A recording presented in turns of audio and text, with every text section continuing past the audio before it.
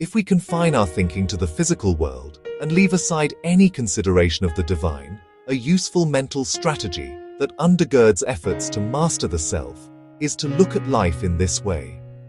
Other than your mind, and assuming that you have at least some degree of control of your mind, the only two resources you truly always have are time and your choices. Some degree of control of one's own mind is necessary for mind to stand as the first resource. Thus, a mind that can be self-directed is the prerequisite for making conscious choices to use your time in specific ways. And of course, a person has time as long as he or she is alive. But it is critical to understand that even the results of your choices and actions are not always entirely determined by you, because you often cannot control for every variable that will determine the outcome. Speaking of things you cannot count on having, material possessions are ultimately perishable or impermanent, and it is possible for a person to lose them in any number of ways. To ever think of any of them as resources that you will always have is the height of delusion. In a similar vein, you should not count other people among the things you will always have.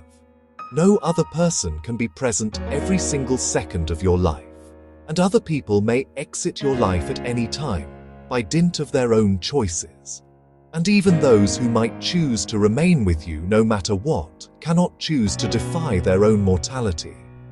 So if both material possessions and other people are fleeting resources at best, what else is there?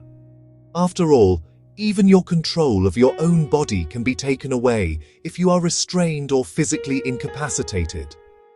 What are we left with then?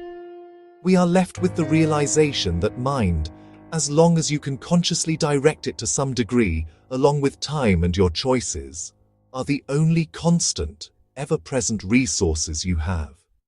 Valuing what you do with your mind, your time, and your choices is thus tremendously important and is at the heart of living life as optimally as possible under any given set of circumstances. And though we know that a person cannot actually control time, you can use your mind to make the best choices regarding what to do with your time. And that is the strategy of which we spoke at the beginning of this presentation.